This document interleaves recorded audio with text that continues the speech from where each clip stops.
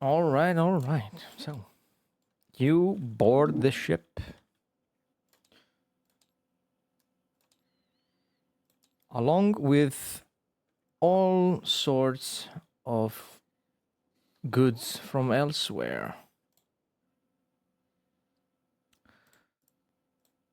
And you are put with the cargo on the second deck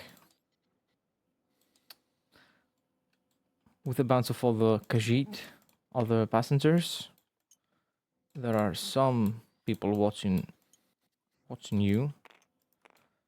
There's people taking inventory of what's on the ship right now as it's being boarded. Of course, bunch of workers. And the top deck is for the nobility that is departing from elsewhere right now, mainly Breton nobility.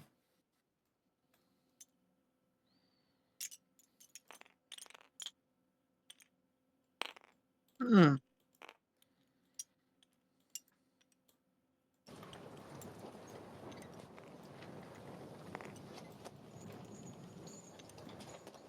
And you've been informed by the Grandmaster that helped you aboard the ship Hmm. that along with the cargo of such and such specific crates, thank you, Emerald Chalice, for following. You are not on the list.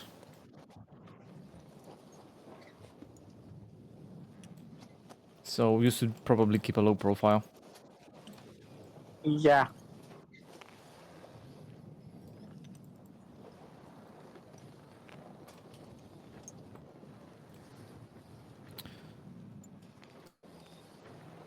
The cook is Khajiit.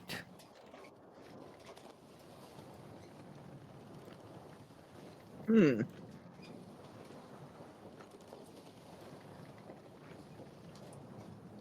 Oh, dang it. If only we had moon sugar. Be able to bribe him.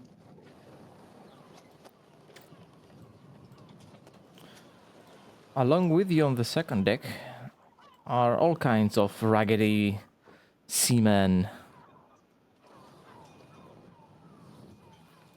and very hardworking people. Everyone's sweating, grunting, carrying huge crates and chests, ornate chests that, by the sound of it, contain a lot of coin.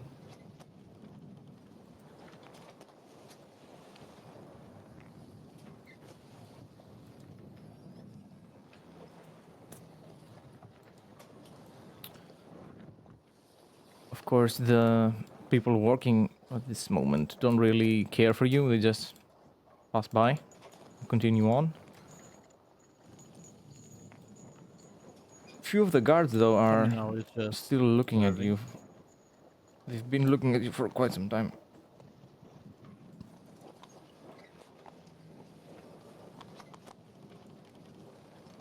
What was the terminal? Terminal is just observing every action.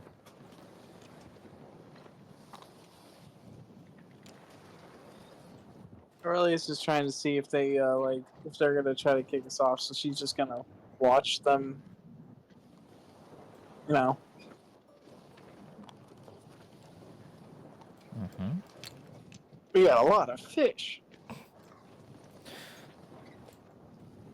It's a long way from here all the way to High Rock.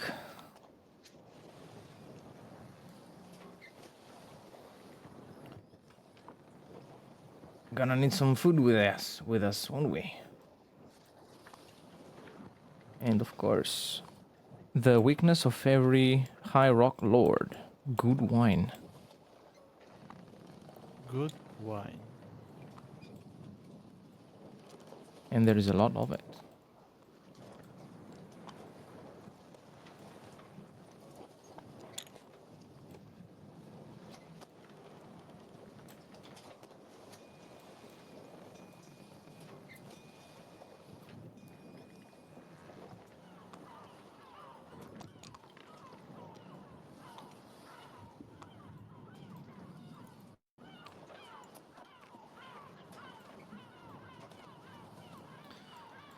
Someone shouts outside the ship that it's gonna be departing soon. Once everything is stored, everything is loaded.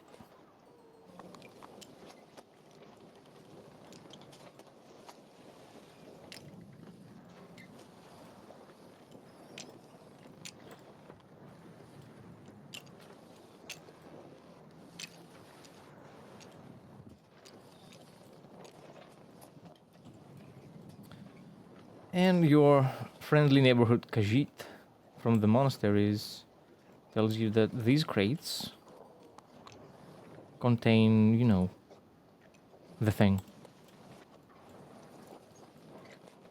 It's not theirs. It's just that they helped bring it here and made the arrangements. And the Bretons were paying a very good price for it, so why not? That's why they also agreed to take you on the ship, so that they would acquire this substance. No.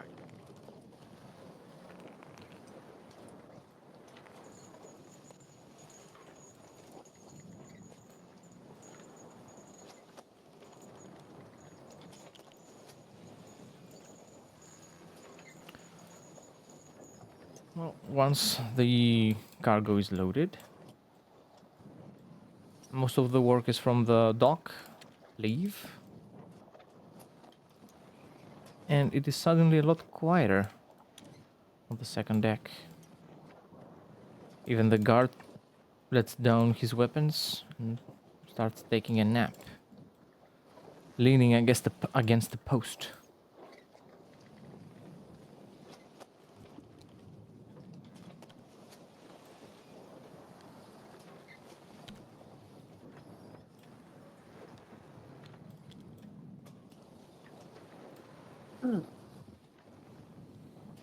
There is one last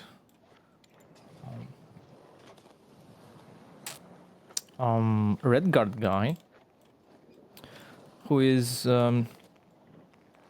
still working on the inventory.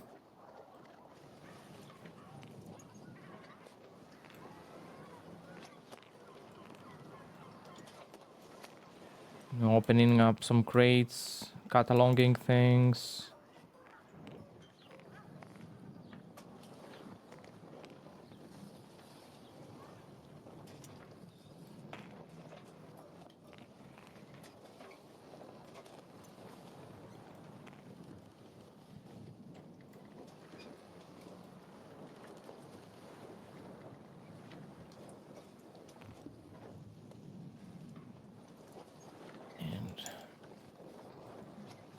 You can hear the last few workers who are on the ship start laughing, and by the sound of it, they're having a snack.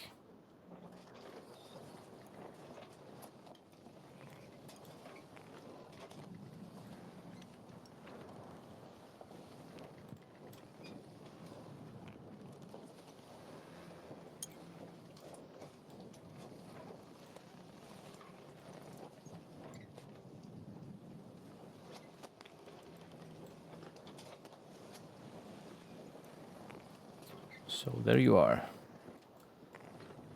with crates full of moon sugar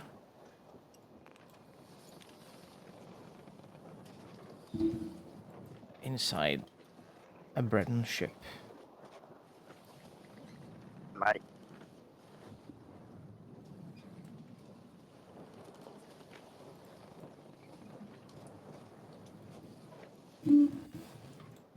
You can smell the salty air, you can feel the movement, the rhythmic movement of the ship, rocking by the movement of the waves.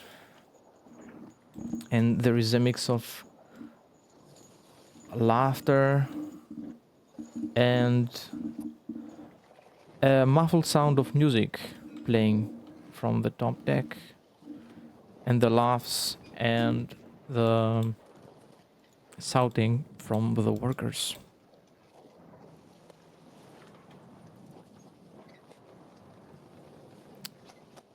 It is evident that they have opened a bottle of wine. Uh-oh.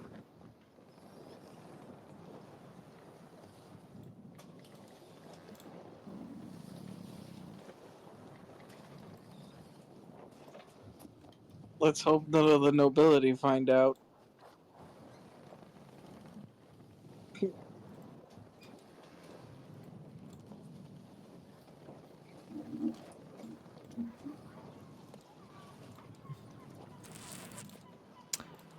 Yeah, besides from the guards that are resting,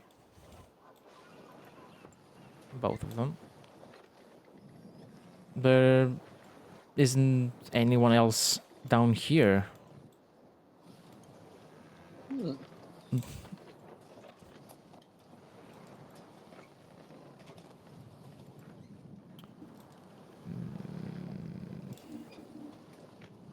Whoa.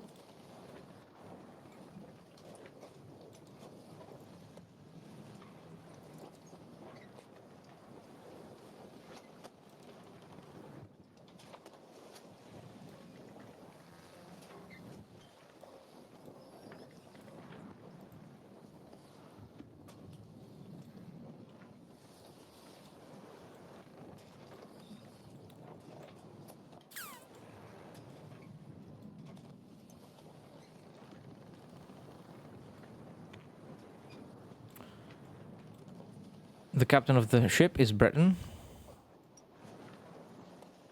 He is on the part of the ship that you are not normally allowed to go beyond this point.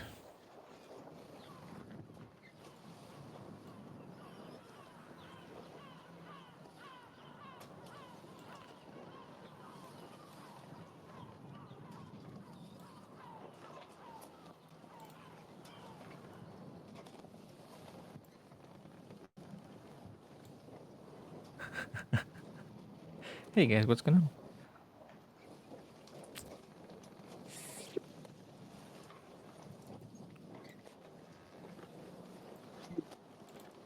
Or maybe he's just gonna, you know, take a nap.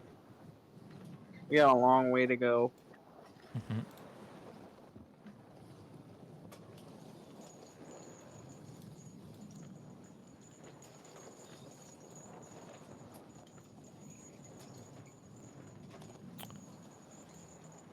You can do so successfully.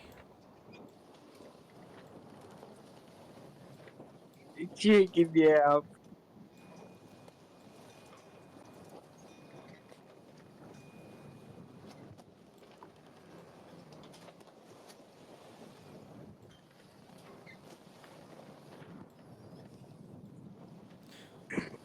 It's not very cozy down here because of everything that's going on around you.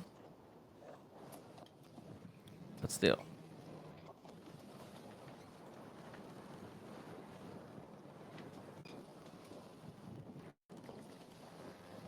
You finally manage to get some side-eye.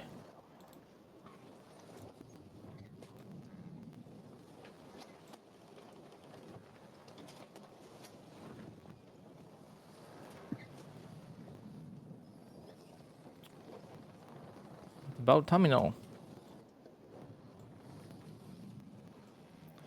Yes.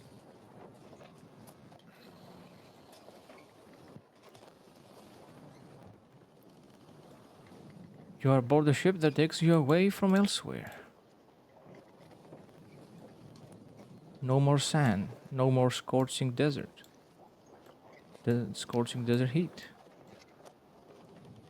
Terminal goes look at the departing harbor. Are we moving right now, or are we still anchored? You are not anchored. The ship is being pulled away from harbor slowly. Okay. So terminal goes look at the harbor as it goes away, as it gets smaller and smaller. Yes. It is a very picturesque moment. Clear skies. the city slowly getting smaller and smaller as the breeze gets ever stronger, bringing with it droplets of seawater and the sound of seagulls just laughing as they fly around the ship.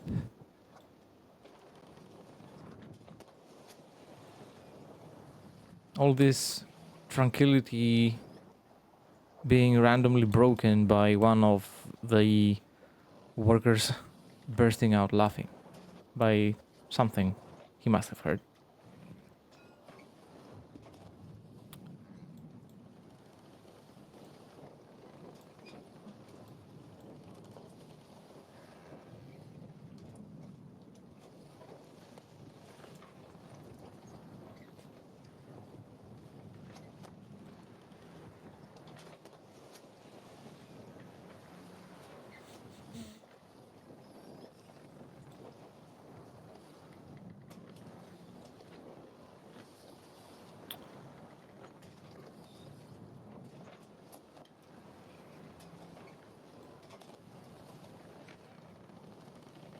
Every now and then, Taminal, you see someone coming down here, going towards the cargo, picking up a few bottles and bringing them up on the first deck.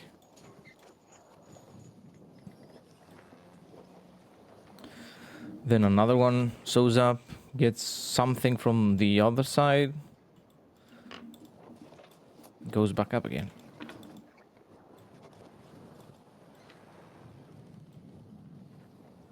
It looks like foodstuffs and drinks. And you can tell this is expensive stuff. These nobles aren't sparing any expenses.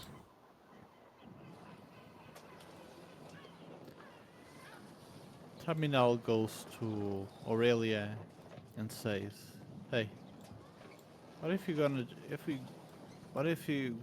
go check on the party they are doing? We're not gonna crash it, we're just hearing. Maybe they let us in somehow." Okay, I'll go with you, I guess.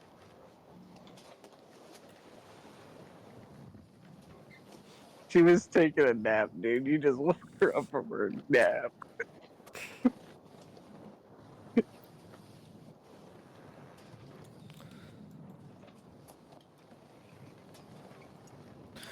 The workers don't notice you.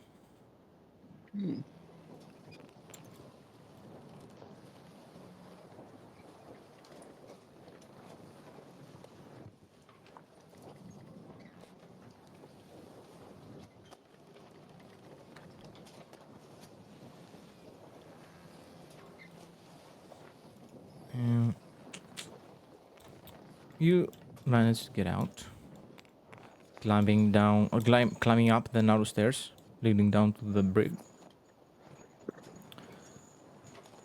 And immediately, someone in very shining, expensive armor just stops you. Who are you and what do you want?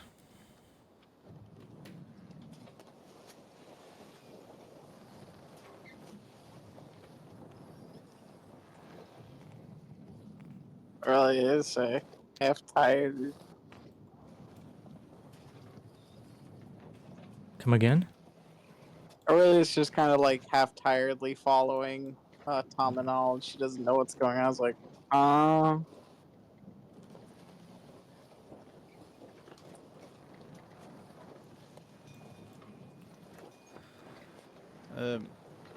want to roll for persuasion. What are you I gonna guess tell it's him? the guard. We are just fellow travelers. We mean no harm. We're just curious about all this commotion and party. Okay. What's going on? Roll persuasion. 20? Yes. D20. D20. 9 plus 2, 9. 11. Okay. Well, he puts himself between the party and you, and says, "As long as you don't interrupt the party, you're free to roam the deck.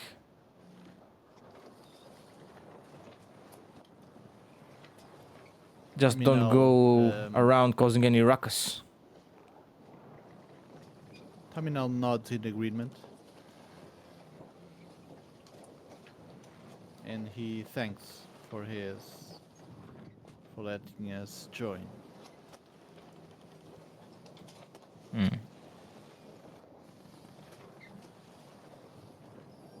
This dude's half tired already.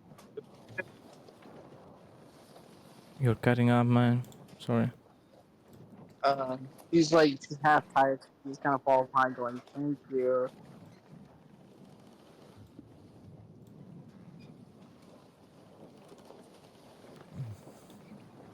The Briton still has a very serious look on his face. And he's looking at you both as if looking at two children that are about to be a menace. Meanwhile, behind That him, all the would nobles be- are going at it, being half unconscious, some of them, others guzzling down chalices full of fine wine, singing. Some of them are trying to dance. The intoxication doesn't seem to help with that.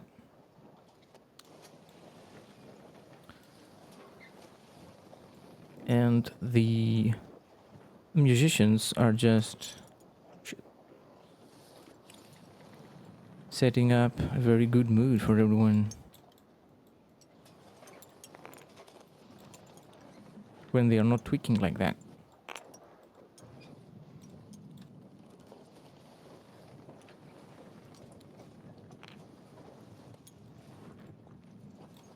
And there you also notice the Khajiit cook preparing all sorts of delicacies from local elsewhere ingredients. He doesn't seem to be enjoying this. He has a very sad look on his face, and he's just doing his job.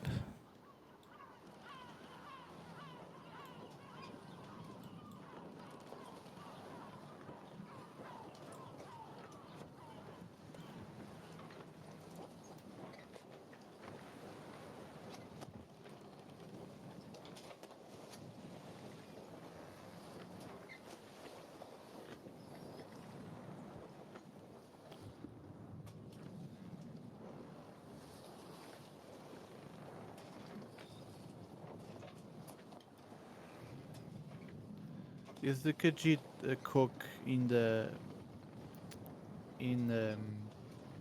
secluded area, or he's like easy to approach?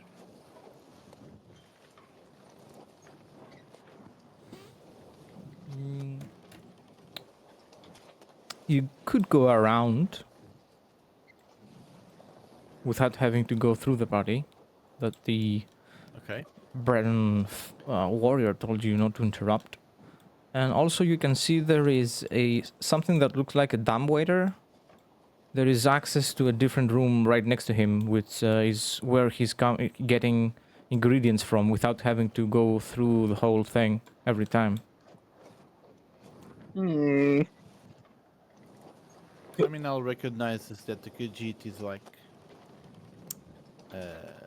unhappy, and he would like to give a gold coin, but then he stops himself when he thinks that the Breton could think that Terminal will be like bribing the Khajiit to do something mischievous, something like that.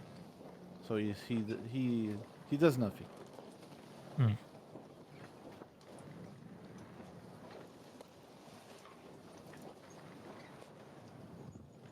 Hmm.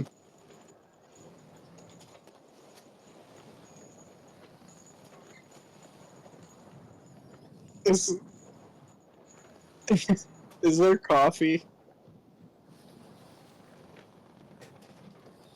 Mm,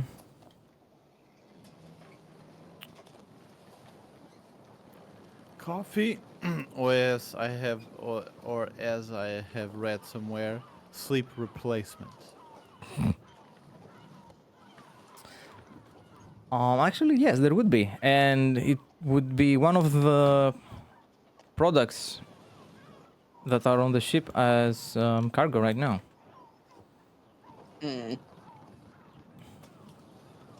Some of the party are having it.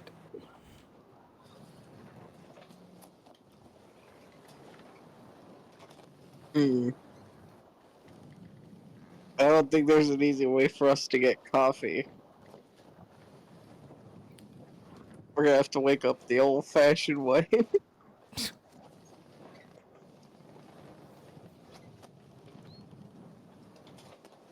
Just wake up normally.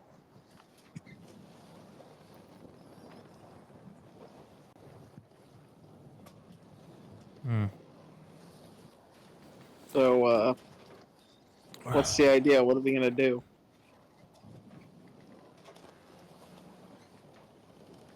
Terminal looks at all the food, all the exotic food and high end de- uh, delicacies, but he again doesn't want to anger the brethren, so he keeps his hand to himself.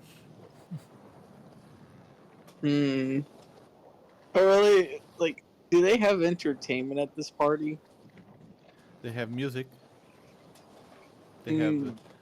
Are the musicians actively playing right now, or are just setting up the instruments? They are playing music, yeah.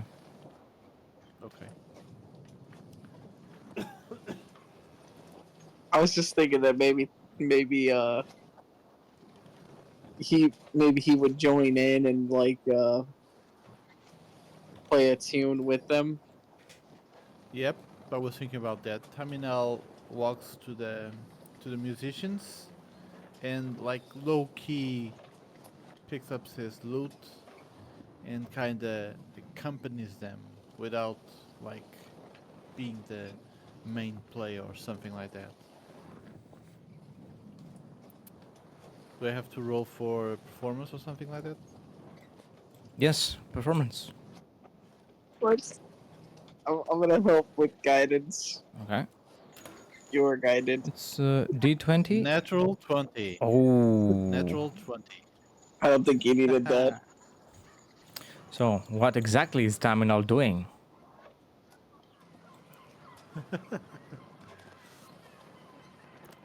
I guess Terminals would naturally um just takes over the lead player seamlessly, almost like he was completely. It was planned from the start to have another player join the players, and I guess nobody else takes any issue with that. He's just part of the entertainers now. Okay. So, just starting your tune. You walk by, through,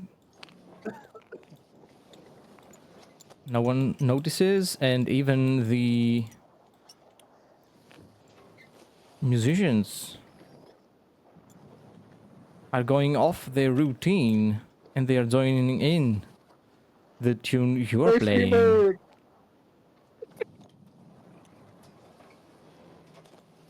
And there is Aurelia just clapping along, keeping the rhythm. Yeah, she just kind of undoes her hood because we're out at sea. Nobody's gonna know who she is.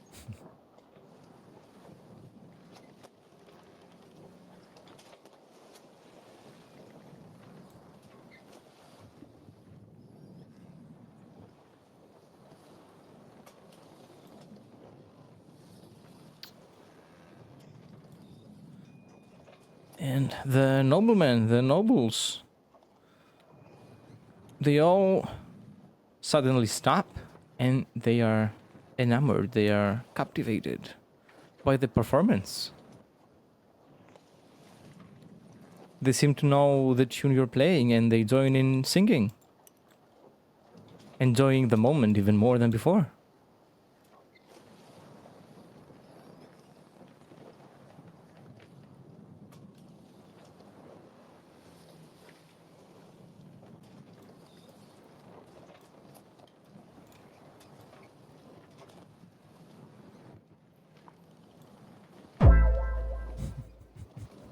What? Who just played sound effects? I did. Nice. I forgot to put some music playing. Just a moment. Put on some music. Put on some music. Just charisma music. Just Let me see. Look at this guy's face. Yeah. he looks like he's gonna try to resemble Aurelia from across the room. Hey, all the ladies love my trumpet, if you know what I mean.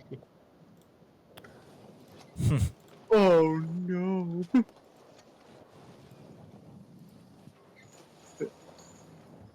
Aurelia, be careful. Last time somebody said that, they ended up getting a broken back.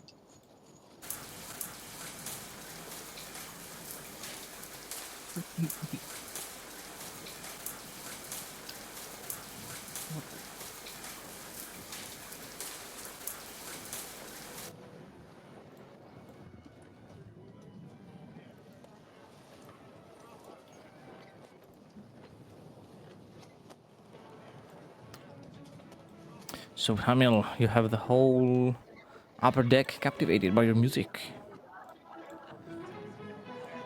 They are hanging by your every note.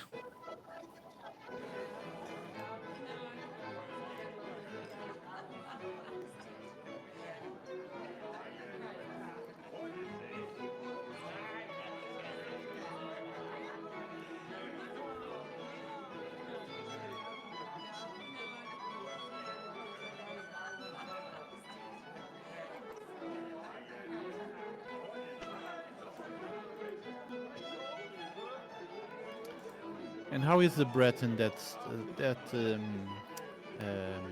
approached us in the beginning? He's like still grumpy or loosen up a bit? He is looking at you displeased and Displeased? yes, God, he's a difficult one. and he's talking to the ear of one of the other workers, the waiters. He's taking one of the other guards that doesn't really give a shit about anything as it looks like, and he's just like talking to them, pointing at you.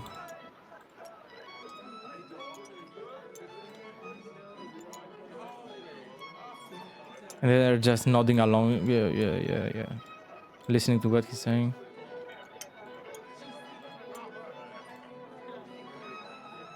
Hmm.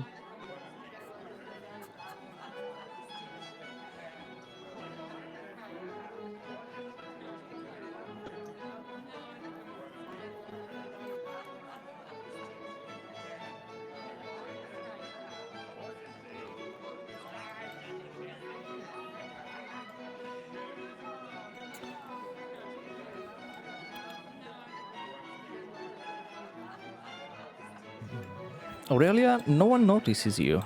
No one seems to care that you're there. Yay! That means Aurelia can just, enjoy the open sea air. There is a very nice cool breeze. It fills the sails of the ship, and it also gives a nice feeling to one's face. It feels cleansing.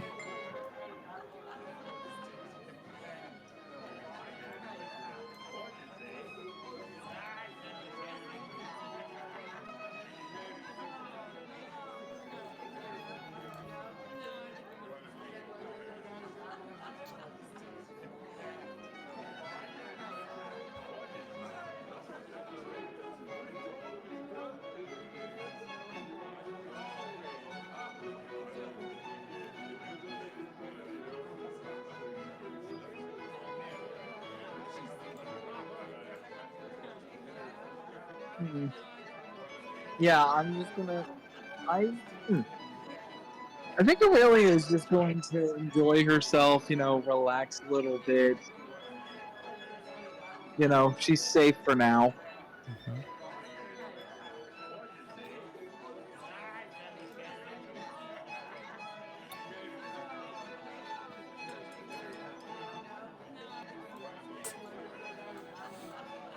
Okay. Try to keep a low profile.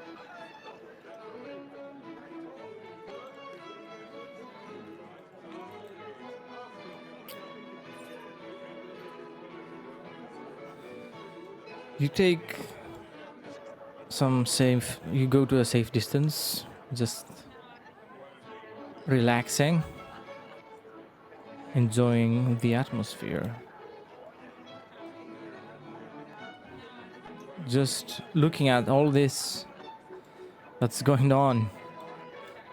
The nobles just enjoying themselves. The few guards that are on the ship lazily hanging around.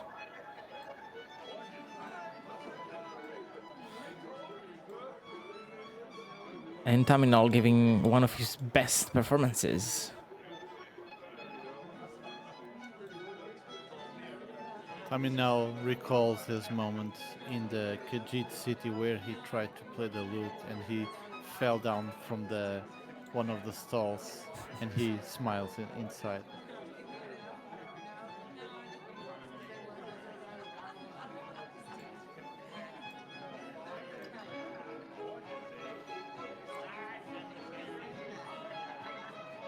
All right.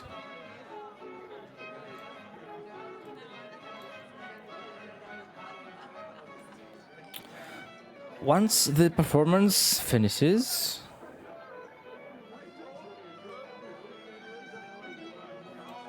the musicians will take their leave to take a break, have some rest, catch their breath.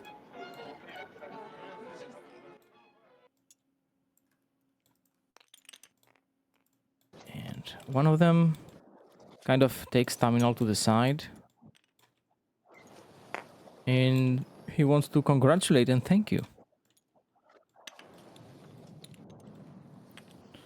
Taminal thanks for his To go to the bathroom real for quick. his kind words.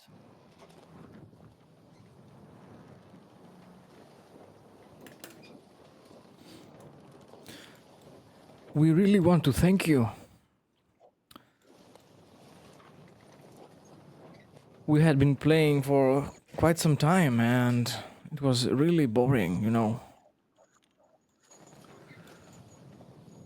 Having you show up really did the trick.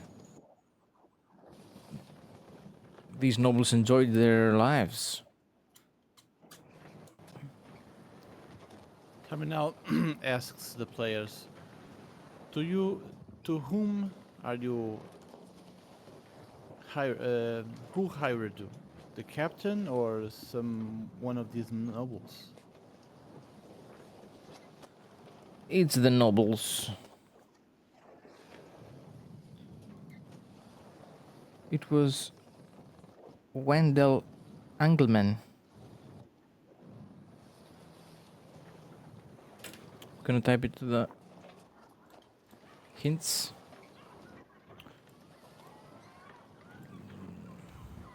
He's the one who's paying us at least. I don't know if anyone else is doing their thing. He's also the owner of the ship.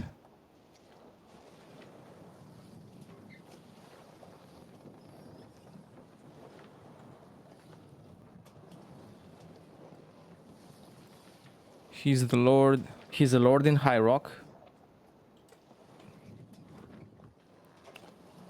Yeah. Is he in the ship currently, or is he in High Rock? He left 2 days before, 2 days ago, 2 days before us. So he's probably way ahead of us towards High Rock. All right.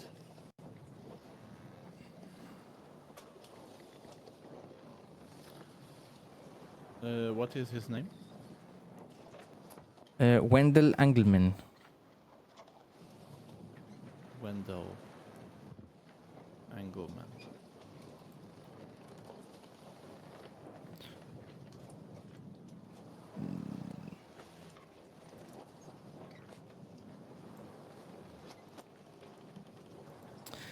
And the ship's name is the Dragon's Eye Poke.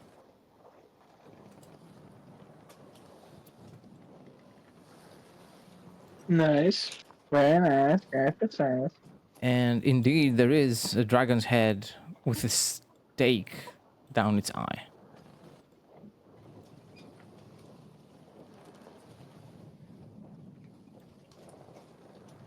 If you can see it. Yep.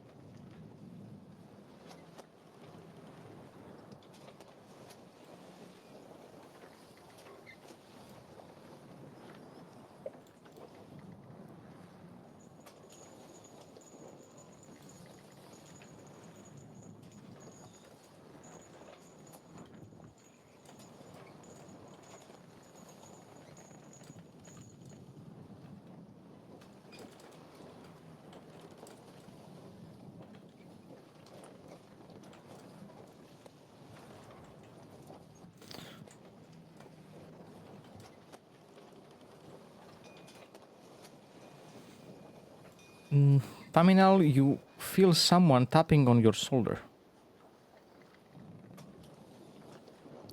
Tamina looks back at the person who touched him in the shoulder. A noblewoman.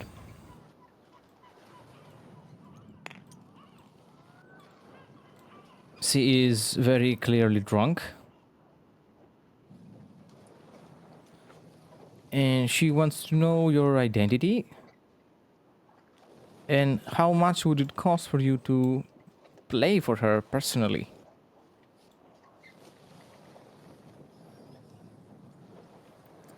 Terminal, as dons his most proper attitude for noble woman, he answers, "My lady, I am Terminal Erno. I'm a humble bard hailing from Hammerfell, and I will please to play for you personally. My price, however, are 10 coin."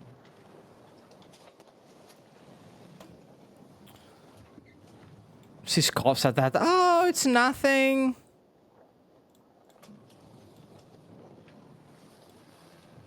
Oh. And informs you that once you make the journey to High Rock, she would like to have you at her court, at her palace, playing music for her. Terminal just glows up with a big smile, and he says, Madam, I will be honored." And he bows in respect. She responds, "Oh, come on, I always like to appreciate talent," and offers her hand for you to kiss it. Terminal grabs her hand delicately, and he kisses with his lips. You can see this hand is adorned by very precious jewelry.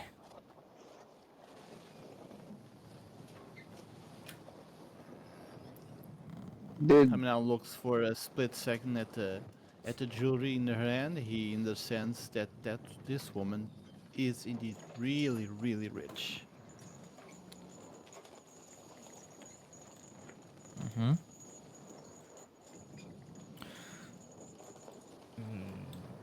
Aurelia, you see this knight just immediately start pacing towards Terminal.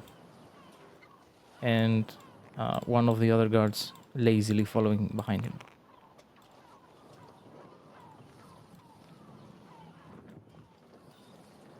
And he starts telling the musicians off.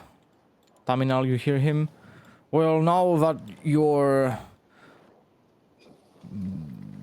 show is over, be gone now. No need to interrupt the party.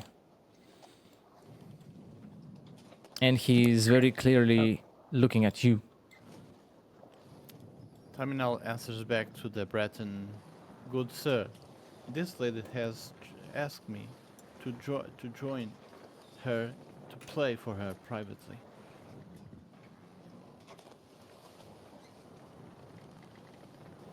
He raises an eyebrow. Did she? She turns to him and with a gesture of her hand just sends him away. It's all right, Sir Rain. You can go. I'm safe. And stumbles from too much wine. And Sir Rain is at a loss for words. It's Sir Rain. Yes. Okay.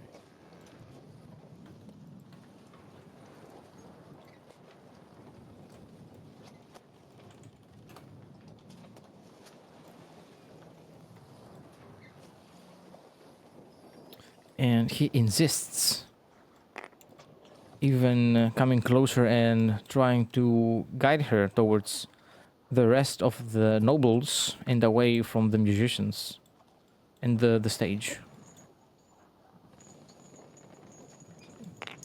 She follows.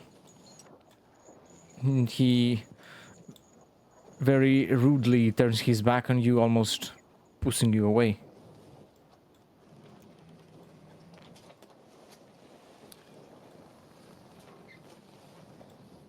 Terminal follows them both. Let's see, are there cooler models here? Whoa.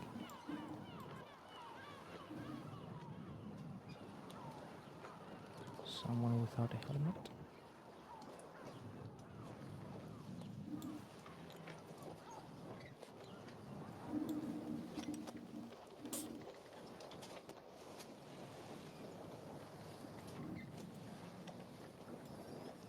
No, everybody has a helmet on.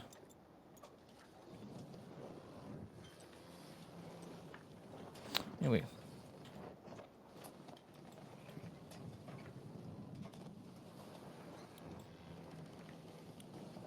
He physically stops you from moving further with his hand. He pushes you back a little bit.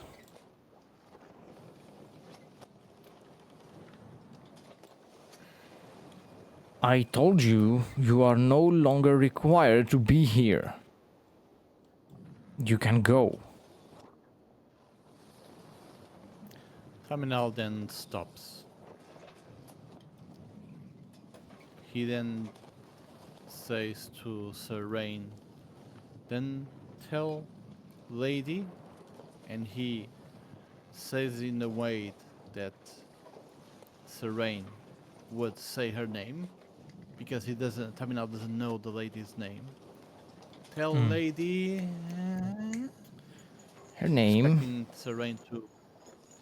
is Lucina Leland. Stina. Lucina Leland.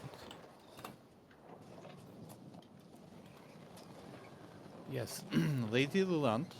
That I will be here around in the ship, of course, and she can call me whenever she pleases. Ah, with pleasure, she responds.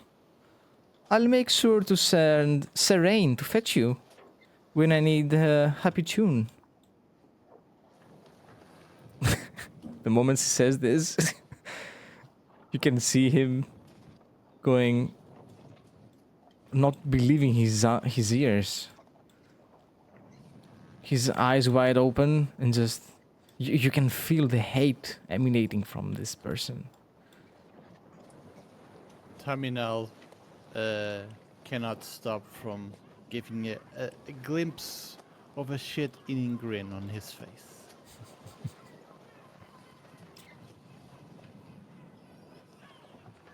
He simply responds, "Of course, my lady." And you can almost feel his armor glowing. No need for heat metal there.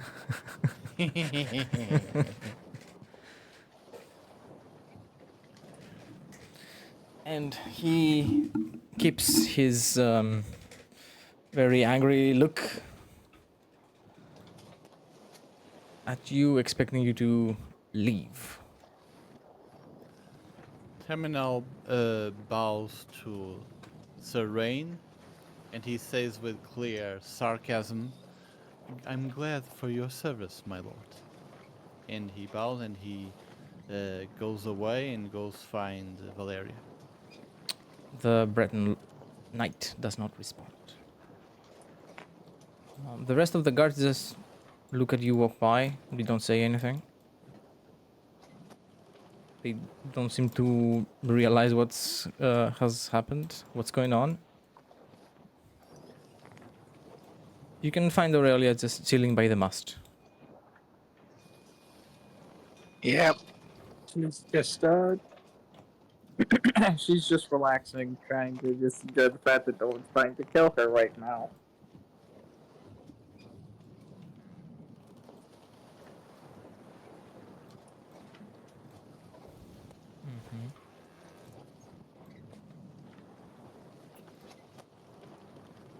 I go, so what'd you learn?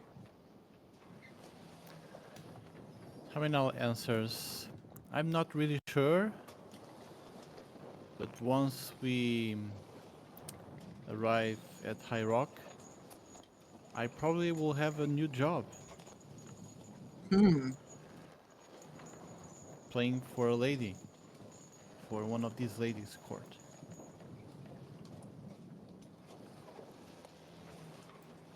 That actually sounds pretty cool.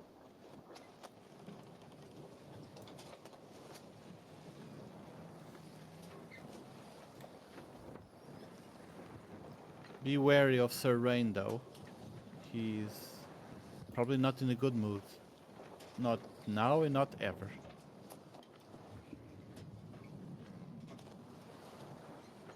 I'll keep that in mind. I would take it that most knights are never really in a good mood due to them needing to protect their charge and all. Indeed.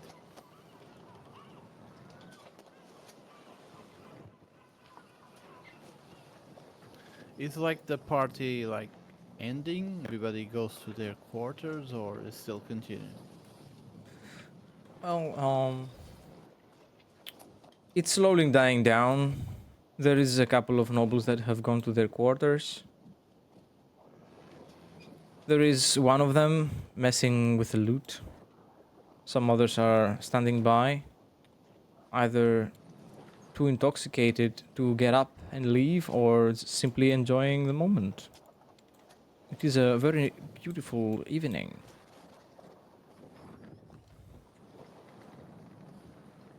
And the open sea is a very inspiring scenery to look at.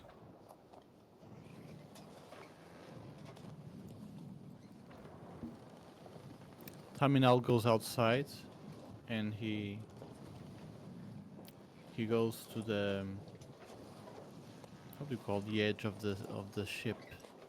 Well, not To the the side? edge, yep, the side of the sea, the ship, and he looks at the sea and at the night sky, pondering, thinking about life and everything.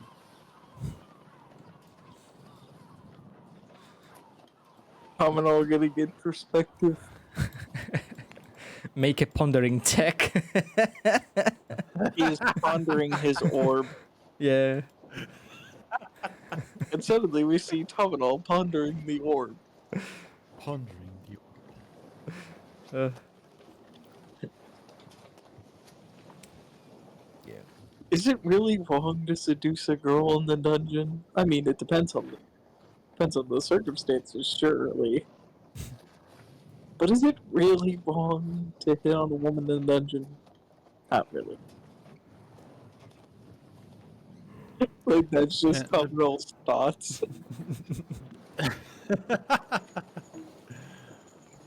It depends of the dungeon.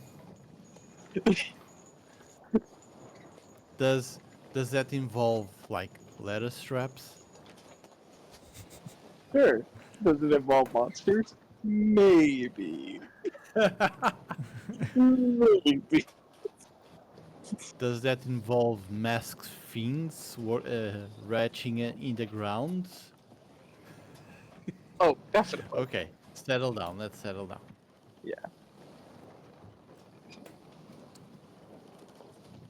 After some time, all the nobles return to their quarters, and there's only the crew remaining on deck. Let's put them there for now. You know, they are cleaning the floorboards. They're taking care of the ropes here and there. There is people climbing up the masts, fixing the sails when there's holes, or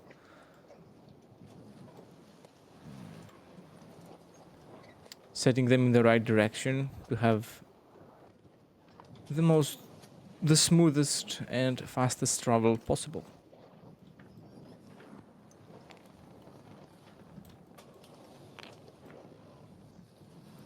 And one of them just randomly approaches you. You know, he's been scrubbing the floor for the past 30 minutes.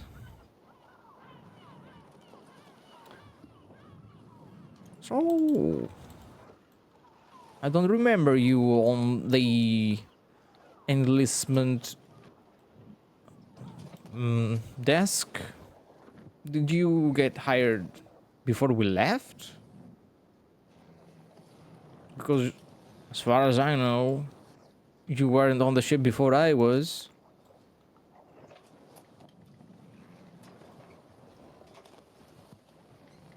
And you don't look like sneaking Khajiit either.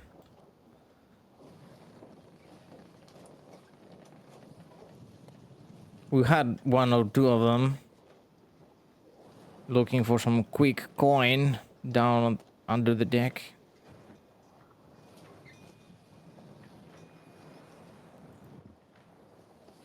Terminal explains that. Oh, we just got lucky. We got passage to this ship right at the almost at the time of departure.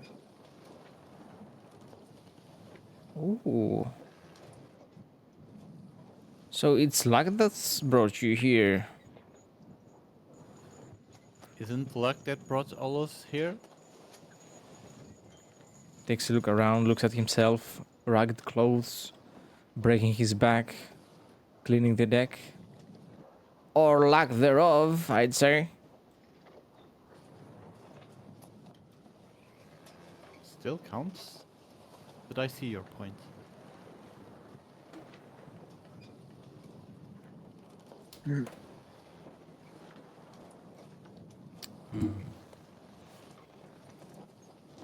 He looks at Aurelia. Do you have any obvious signs that you are a cleric visible? I mean, I would assume she's keeping her, like, her symbol.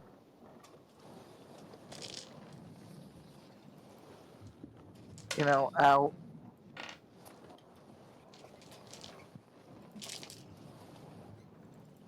He's gonna ask gently, politely, your blessing, your highness. May the divines smile upon us.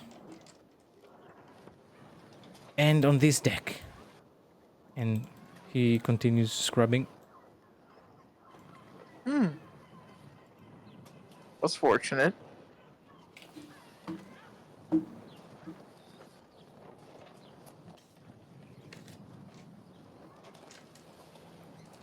still around. You can hear the rhythmic sound of his brush against the floorboards and the occasional splash from the water he uses.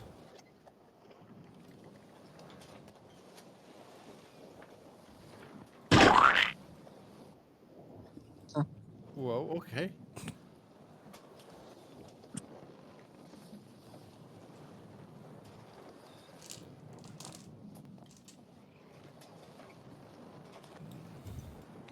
You can hear some of the crewmen complaining that the wind is too strong and it's taking you off course. One of the knights quickly goes to them and asks for more details, and they are going to meet the captain.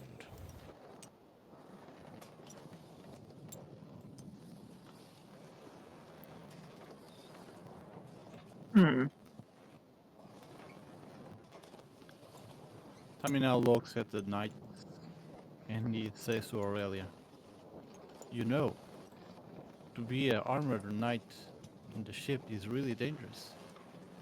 Because if they fell out of the ship into the water, they will just drown with all that weight." Aurelia's just kind of putting two and two together. She goes, "What are you suggesting?"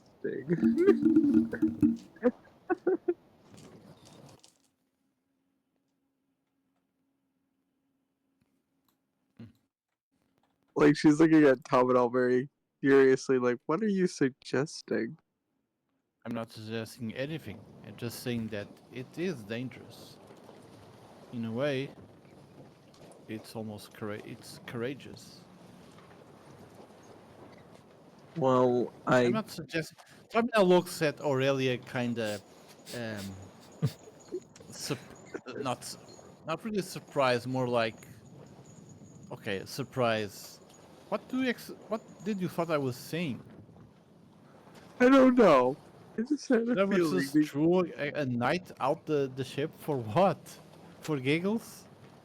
I don't know. That would be funny indeed. Just really is But like, no, yeah, you're gonna murder somebody. No, we're not gonna murder anyone. Though it would be funny. Tommy now says, "I just hope we have a safe trip to High Rock, and that's it. No adventures. Kinda, I'm kinda tired of high sea fights. Had to fought some strange creatures from the deep, and I got almost nothing out of it last time."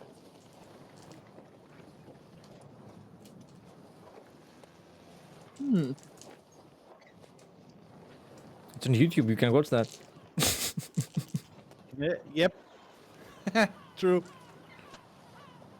Oh. So Aurelia just goes, I've never really been on the ocean before.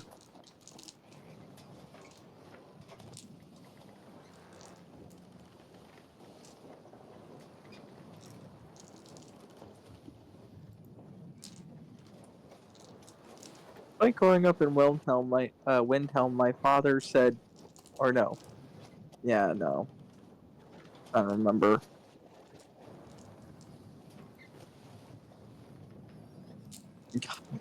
My brain is not being able to think right now. Yeah, Skyrim is known for its stormy seas. It takes a very hardy captain and a bold one to master those seas. Most prefer the Dawnstar shipyard and dock, even though it's smaller, but it's a lot safer. She looks and she just kind of giggles. She goes, I almost wanted to become a sailor.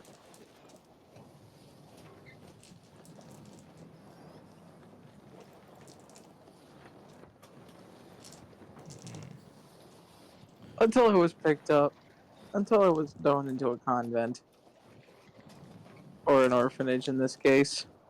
And I was raised by priests ever since.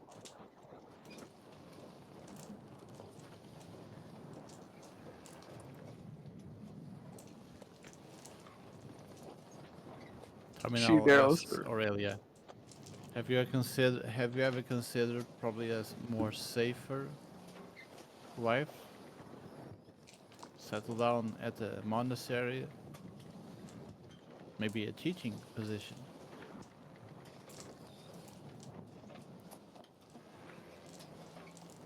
Would be kind of. There's no real fun in that. What would I be doing? Sitting there and teaching when there's people out there that need help?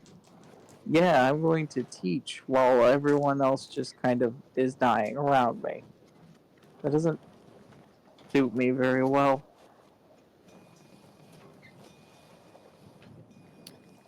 I guess so.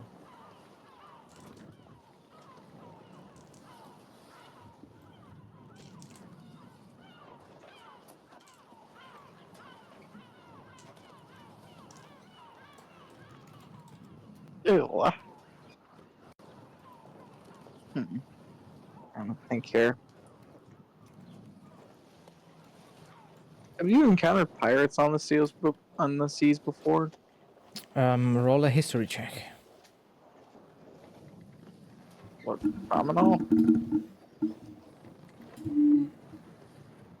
to see if you know about any pirates on these seas. Alright, we got this. I can could see the find the- nut one coming. Oh yes, no, that is definitely what is about to happen. As soon as I find this dang dice, there it is. As soon as I find the dice chat, we got this.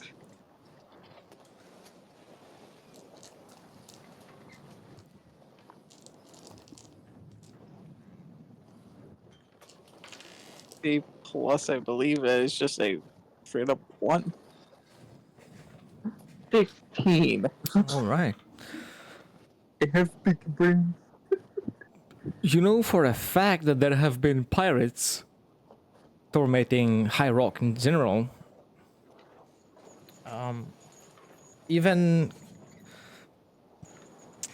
sort of conquering one of the biggest cities.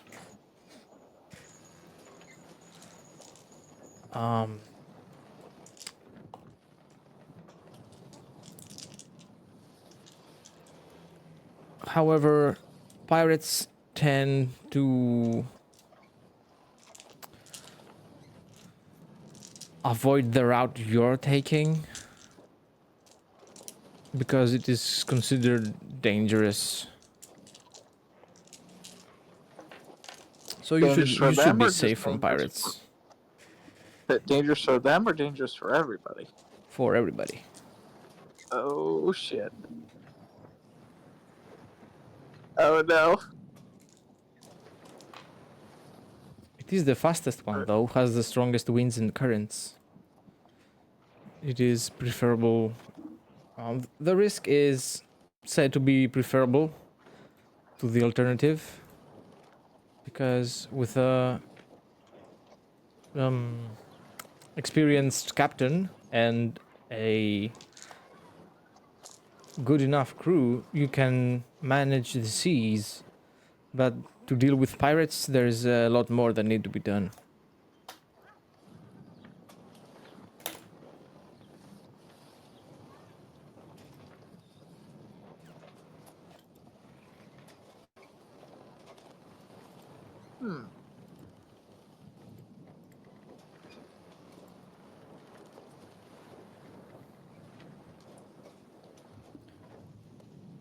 And for the few hours that you've been sailing, there hasn't been any complications.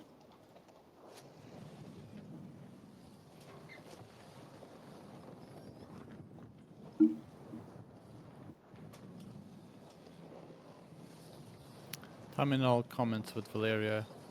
You sure heard one of the sailors saying that the wind is blowing this ship a bit off course. Wow.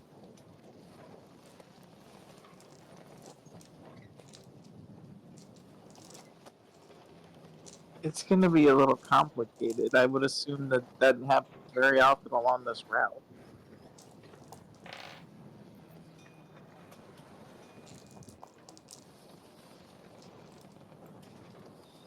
I wouldn't be surprised if they weren't able to, if they're not able to, well,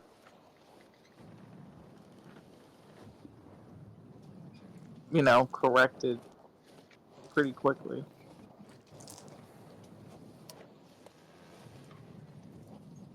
Depends how long the winds to stay this.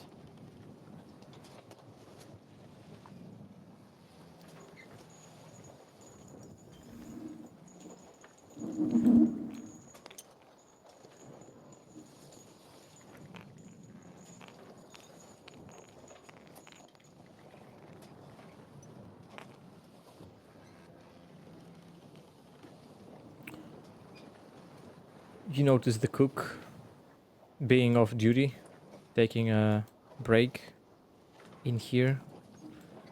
You can very clearly see smoke coming out of here. He's smoking a pipe. Tommy now goes to the cook, tries to make conversation.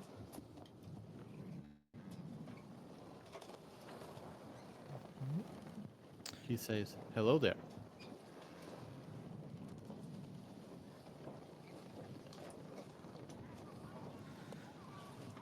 This one greets you.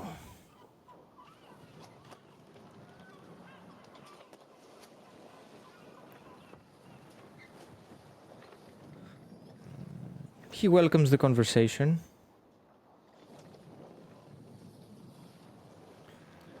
Tommy now looks around to see if any guards or the Breton is around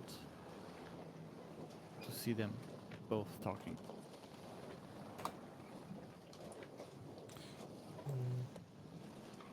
There are people on the deck.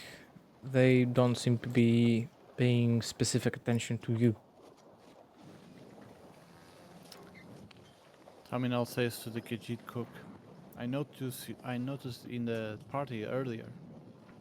Have a gold coin for you for your hard work." This one thanks. Thanks you. He takes it. And I have another gold coin if from time to time you can give me and my friends some special ration, some special food, like one of those that were in the party.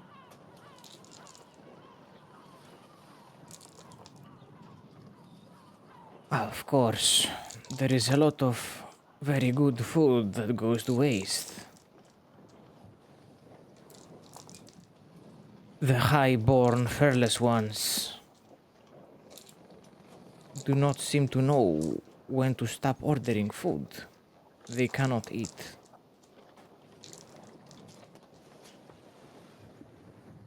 At least this one is paid very handsomely for his travels.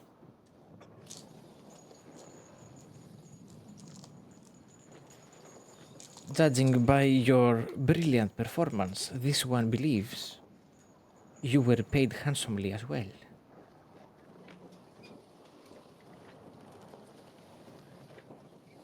Tommy now mentions the lady Listaine Lalonde, Mm-hmm. and that she took a liking to Tamino and probably might play for her court.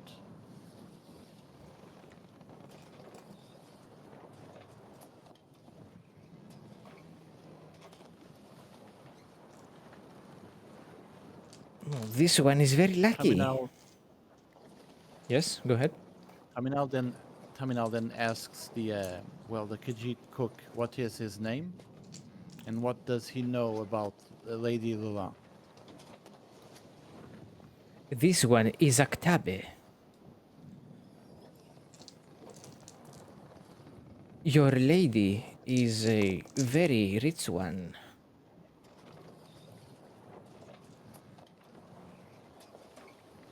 She has very expensive tastes in food. Some of the stuff She asked me to prepare. I could not, for this one was lacking the ingredients.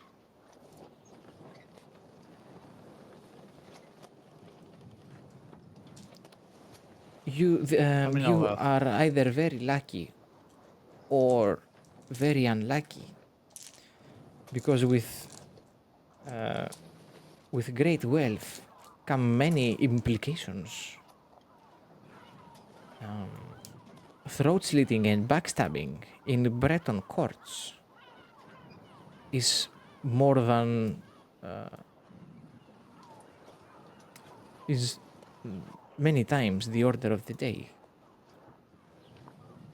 More often than not, the order of the day. That's the phrase I was looking for. This one tries to keep himself away from all of this. I find no worth wetting the sand with my blood for some coin.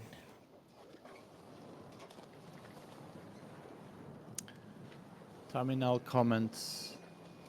Well, of course. Any place where there's lots of money, there's always a dagger around.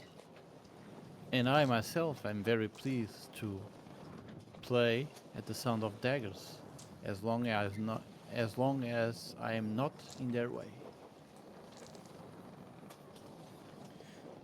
This one believes you are a smart one.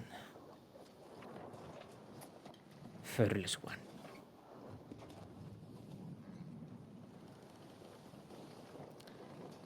Terminal asks Aktab if he knows where Lady Leland is from.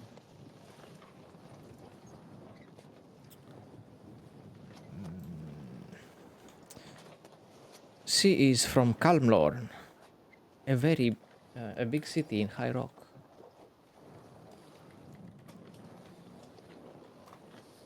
It's a coastal one, known for its valiant sailors and its epic heroes.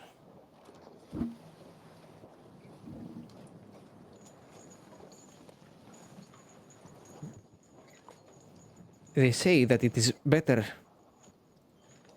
to find a dragon in the sea than to meet a Calmlorn sailor that wants your ship.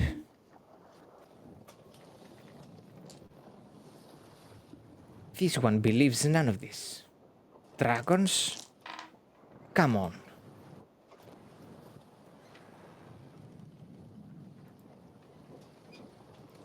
Not the dragon. How ironic. If there were dragons, out. this one would have cooked one. Terminal laughs at the observation. Handy says, well, I have seen some sea charts where they most of the time they have hair-bee dragons at the edges.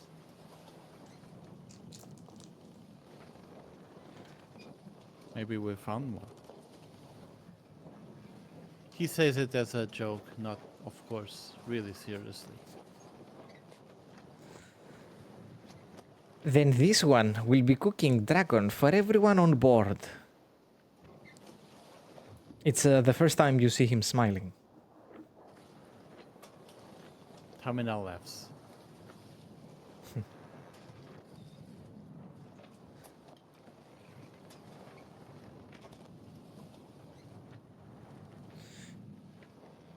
He mentions various instances of bards and entertainers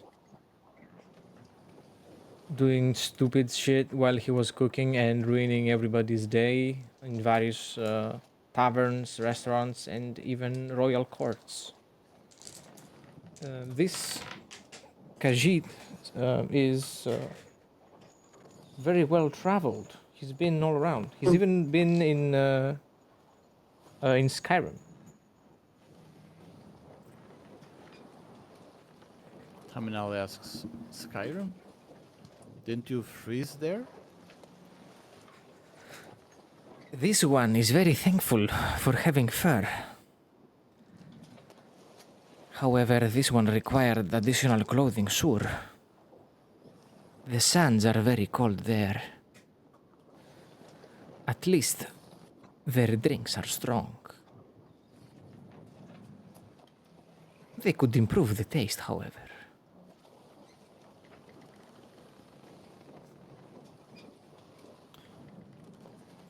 This one believes the quality, food of the quality of which I serve was wasted on the Nord's flat palate. I find the Bretons are appreciating this one's talents a lot more. It is one of the reasons this one prefers working for them.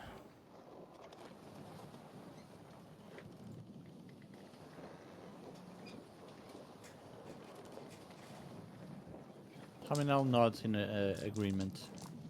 He then asks about Sir Rain, the grumpy Breton bodyguard. What does Tubbs knows about him? This one tries to avoid Serene as much as possible. He is a weird one.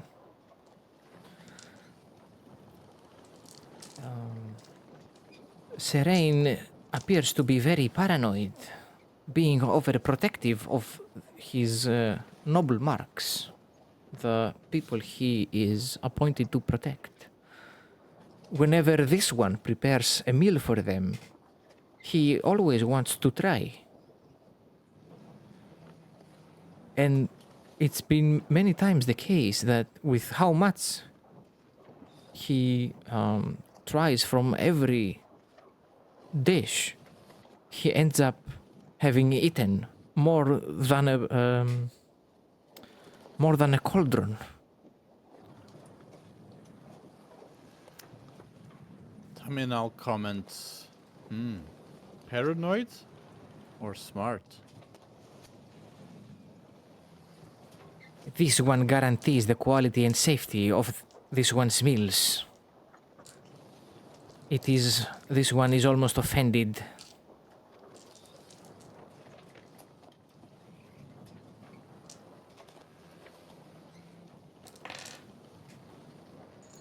Terminal then asks the cook, do you believe is any reason for Sir Rain to be paranoid about something? There have been cases of nobles being poisoned through their meals. And he takes a quick look around. If you will take this one's opinion, it is often the case that the cook is the one to put the poison in the food themselves. So it is a matter of if the Bretons trust this one, and if not, why try the food himself? Couldn't that poison him? Indeed. This one believes Serene has a very big appetite. It is a miracle how he can still fit inside that armor. Terminal laughs.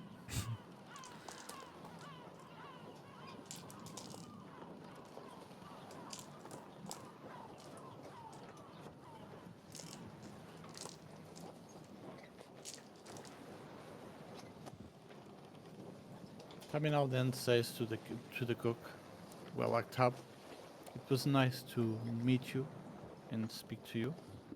Have a rest of a good night. And see you tomorrow morning, I guess. This Terminal then one goes back to Valeria. to Aurelia.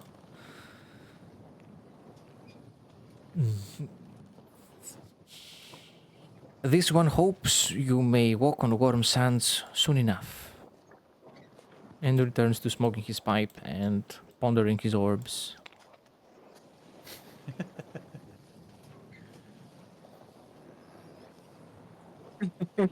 No, like she just pondering the orb. This one is pondering.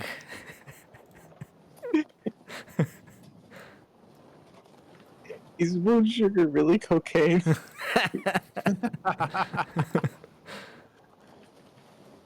Is Kuma crack?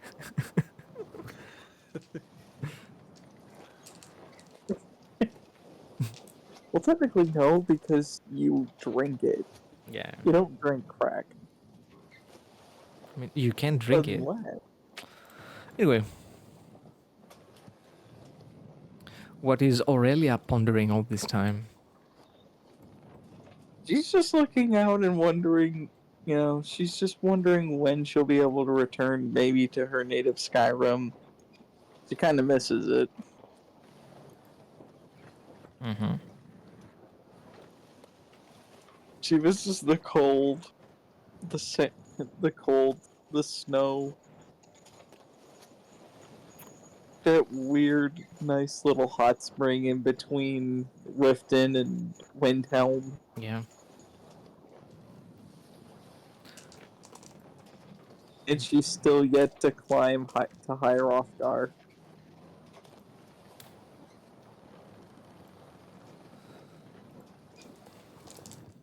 Hmm.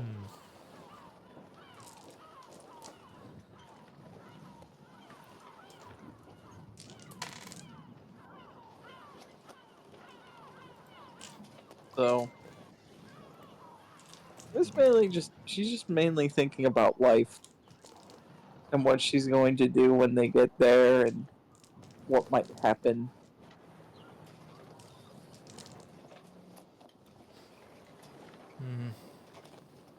Well, if Skyrim has trouble with its Jarl, imagine High Rock, which has countless of nobles and lords and dukes and counts.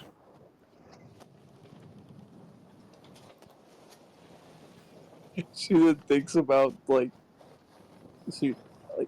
think she would know who Ulfric was, or at least heard his name before she left.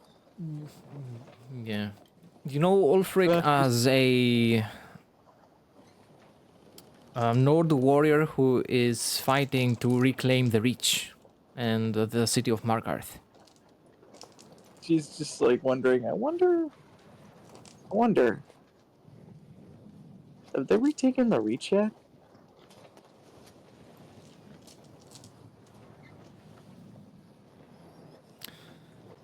Maybe someone knows.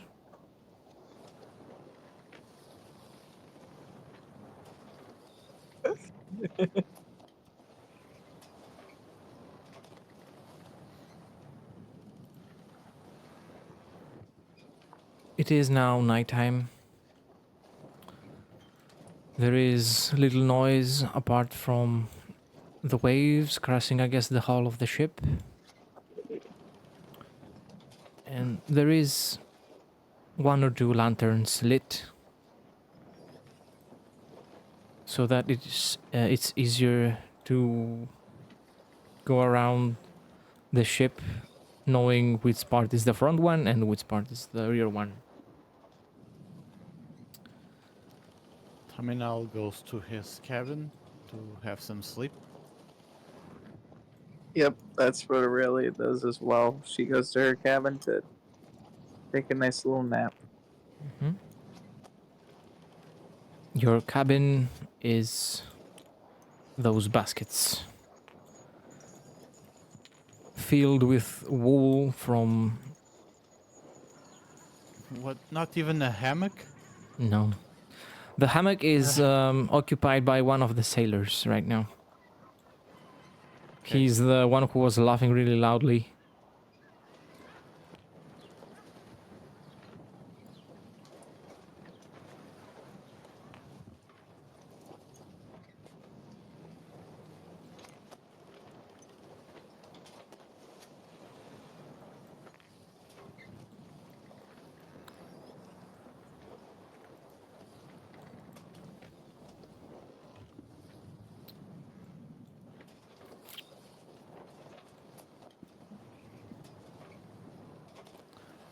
Well, beggars can't be choosers, and she kind of just lays down.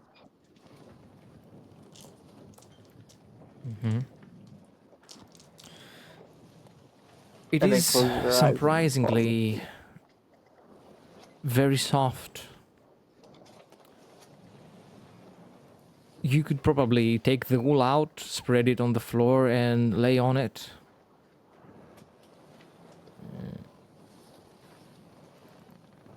And maybe Yeah, that's you all I'll do. can, if you wake up early enough and put it back in, maybe no one will notice that you've been interfering with the cargo and the goods.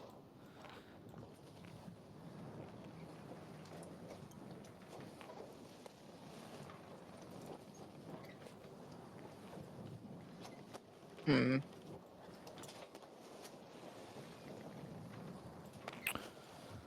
There is very loud snoring coming from the workers' side. It sounds like someone is using a saw or something. Hmm. Is there a way for me, like I'm trying to think here.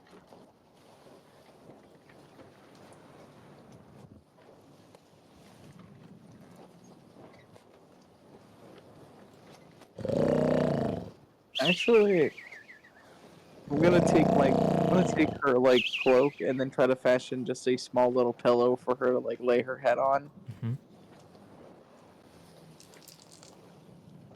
and then I'm just gonna lay on the ground. Mm-hmm. Well, it's been quite some. It's been quite a journey. You quickly abandon consciousness.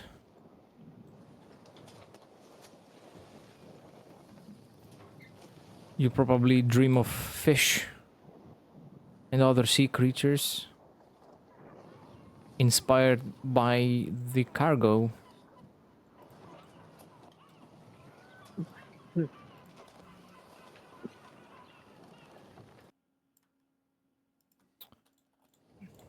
Thinks about that one time in the rift when she and her friend had to share a cot together.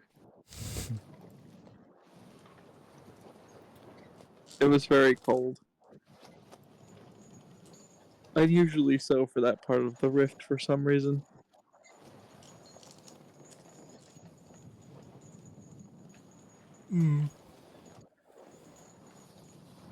Some might argue that all of Skyrim is too cold.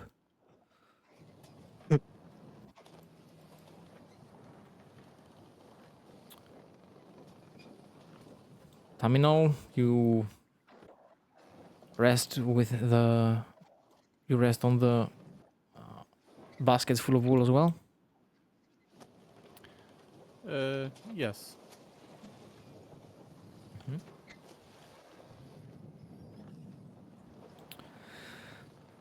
You've slept in inns that are worse than this. Indeed.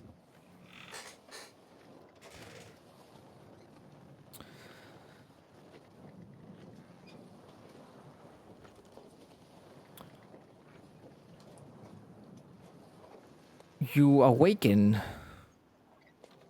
feeling well rested. However, there is a sound of people actually sawing wood and carrying it outside. And there is a lot of shouting. You can hear the ship's crane working on the top deck. And the ship is also quite shaky. The crewmen rush out, carrying planks and ropes and other tools.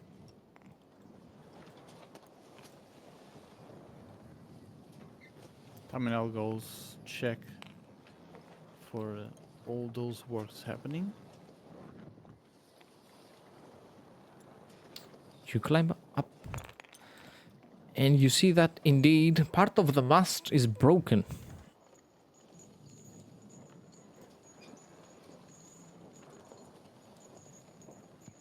And they are fixing it as fast as possible. The strong wind, however, making it very difficult. Terminal asks the closest sailor, "What happened? Did the wind did this tonight?" He starts giving all those details about wayfaring, how to manage the sails, the mast, the direction and strength of the wind, its speed, the quality of the wood, the quality of the salesman, and by all this blabbering, you make out that something else, a creature probably did it because there's claw marks on the mast, on the broken pieces.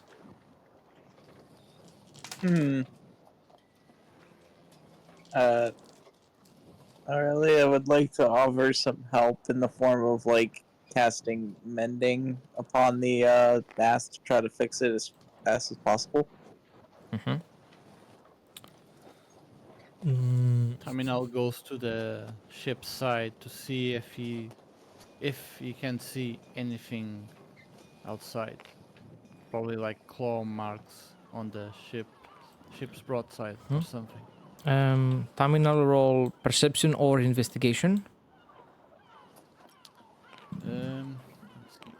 Aurelia, at first, the sailors don't want you near where they work because you don't have any business being here.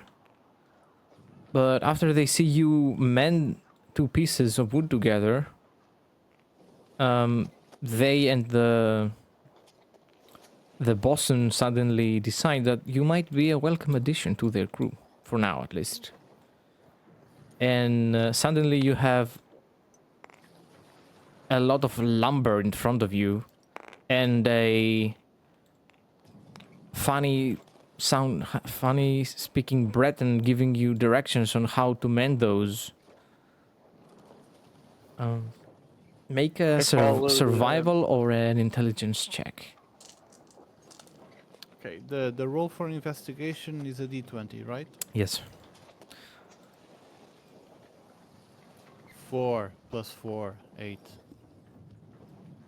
Let's see it. There seems to be Survival water check. all around. I'm gonna cast. Well. Yeah, you know we're good. That's a 13. Was it a survival or an intelligence? Survival. Survival, okay. Survival. The Breton is using terminology that you are not familiar with. However, some body language and some intuition allows you to cooperate and work with him at an adequate level to start actually repairing the mast.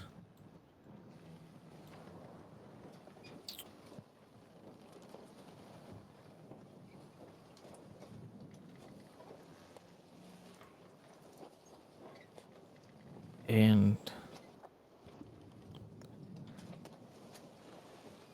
suddenly someone starts running across the deck. One of the guards shouting, "Watch out!" as he takes cover inside one of those gazebos, one of those, well, not tents exactly, those balconies.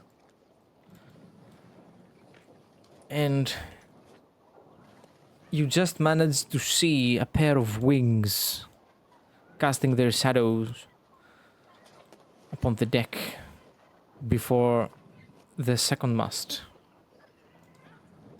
breaks.